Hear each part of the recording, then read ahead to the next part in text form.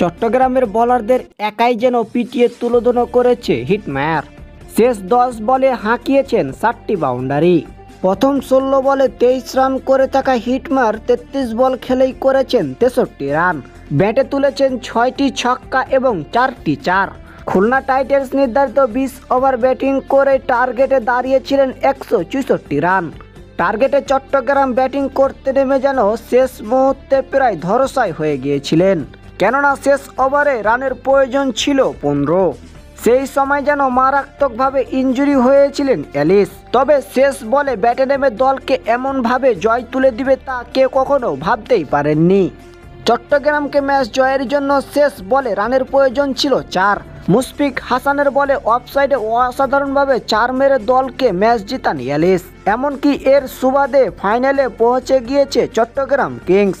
বন্ধুরা, ভিডিওটি ভালো লাগলে একটা লাইক দিবেন, যারা আমাদের চ্যানেল নতুন অবশ্যই সবাই চ্যানেলটি সাবস্ক্রাইব করে দিবেন।